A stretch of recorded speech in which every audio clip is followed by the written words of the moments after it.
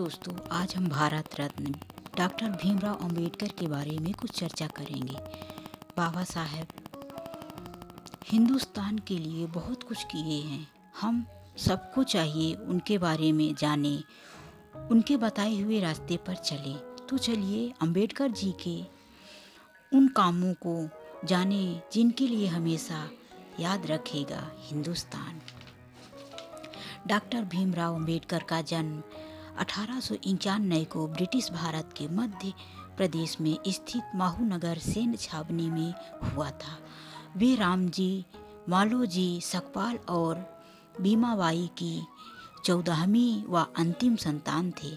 उनका परिवार कबीर पंथ को मानने वाला मूल का था और वो वर्तमान महाराष्ट्र के रत्नागिरी जिले गांव के निवासी थे।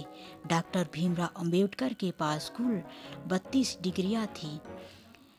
लंदन स्कूल ऑफ इकोनॉमिक्स में बाबा साहेब ने 8 साल की पढ़ाई सिर्फ 2 साल 3 महीने में पूरी की। इसके लिए उन्होंने 21 घंटे की पढ़ाई ही की थी। भीमराव अंबेडकर, जिन्हें डॉक्टर बाबा साहेब अंबेडकर के नाम से भी जाना जाता है, उनके एक ही पुत्र यशवंत अंबेडकर हैं। उनके अन्य 4 बच्चों की मृत्यु बचपन में ही हो गई थी। 14 अक्टूबर 1956 को डॉक्टर भीमराव अंबेडकर ने नागपुर में लाखों दलितों के साथ मिलकर बौद्ध धर्म ग्रहण किए थे। वे स्वतंत्र भारत के प्रथम विधि न्याय मंत्री, भारतीय संविधान के जनक एवं भारत गणराज्य के निर्माताओं में से एक थे। भीमराव अंबेडकर का वास्तविक नाम भीमराव रामजी अंबेडकर था। अब हम ये जानेंगे कि समाज के लिए डॉक्टर भीमराव अंबेडकर जी ने क्या क्या किए। डॉक्टर भीमराव अंबेडकर समाज सुधारक थे। उन्होंने दलितों और भारत के सामाजिक रूप से पिछड़े वर्ग के उत्थान के लिए अपना जीवन समर्पित किया। दलितों के लिए एक मसीहा थे। उन्होंने लगातार जातिगत भेदभाव के लिए लड़ाई लड़ी। डॉक्टर अंबेडकर उस समय समिति के अध्यक्ष थे, जिसके संविधान के निर्माण में महत्वपूर्ण भूमिका निभाई थी। डॉक्टर अंबेडकर ने संविधान के प्रमुख प्रारूप को प्रस्तुत करने, उस पर उन्हें विभिन्न प्रश्नों के उत्तर देने तथा संविधान सभा के सुझावों के अनुसार आवश्यक परिवर्तन करने का कार्य संभाला। डॉक्टर भीमराव अंबेडकर ने भारतीय नारी को पुरुषों को मुकाबले के अधिकार दिए। भारतीय समाज में लैंगिक असमानता को खत्म करने के लिए उन्होंने बाकायदा संविधान में लिंग के आधार पर मतभेद करने की मनाही का इंतजाम किया। आर्टिकल 14 से 16 में महिलाओं को समाज में समान अधिकार देने का भी प्रावधान किया गया है। डॉक्टर अंबेडकर का मानना है कि सही मायने में प्रजातंत्र तब आएगा जब महिलाओं को पैतृक संपत्ति में बराबरी का हिस्सा मिलेगा। उन्हें पुरुषों के समान अधिकार दिए जाएंगे। डॉक्टर भीमराव अंबेडकर महिलाओं को बहुत कुछ अधिकार दिलाए, उनके उत्थान के लिए बहुत कुछ किए। डॉक्टर भीमराव अंबेडकर के पास 32 डिग्रियां थी और उन्हें 9 भाषाओं का ज्ञान था। डॉक्टर अंबेडकर 5 साल की उम्र में छावनी के प्राइमरी स्कूल में जाने लगे थे और उनके कई साल सतारा के हाई स्कूल में गुजरे। बाद में उनके पिताजी ने सेना के साथ मुंबई आ गए, जहां उन्होंने अपने भाई के साथ एल्फिंस्टन स्कूल में दाखिला लिए। स्कूल से वे पढ़ाई पूरी करके कॉलेज में पहुंचे, जहां उन्होंने अंग्रेजी और फारसी में बीए की डिग्री ली।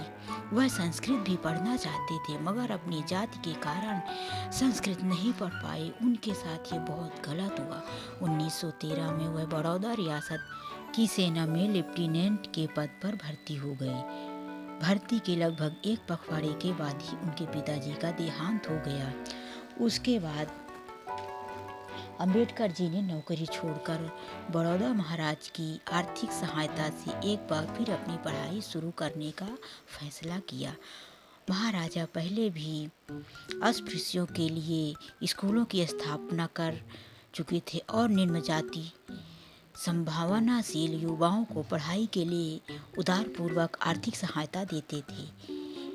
केलुस्कर ने अंबेडकर जी को महाराजा के सामने पेश किए तो उन्होंने फौरन 50 रुपये माहवार की छात्रवृत्ति का आश्वासन दिया।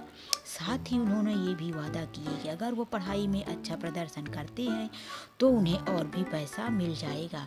डॉक्टर अंबेडकर जी के सामने यह अद्भुत अवसर था। निश्चय ही वह अवसर उन्हें अपनी बुद्धि और कठोर परिश्रम की सहायता से मिला था, मगर उनके भाग्य का सितारा मराठा रियासत की कुलीन वर्ग उदारता से भी चमक रहा था। 1913 में अंबेडकर जी न्यूयॉर्क स्थित कोलंबिया विश्वविद्यालय गए। वहां उन्होंने 1915 में अर्थशास्त्र में स्नातकोत्तर की डिग्री हासिल की। भारत लौटने पर उन्होंने समाज के लिए विश्लेषण को अपने उपकरणों द्वारा तराशा ताकि उन्हें समाज व्यवस्था को चुनौती दे सके। उन्होंने अस्पृश्यता ही प्रथम पीड़ित थे। बड़े दुख के साथ कहना पड़ रहा है कि डॉक्टर भीमराव अंबेडकर जी का निधन 6 दिसंबर 1956 में हुआ था। कहा जाता है कि उनकी मौत डायबिटीज की वजह से हुई थी। सो दोस्तों गाइस, ये हुई बाबा अंबेडकर राव की कहानी।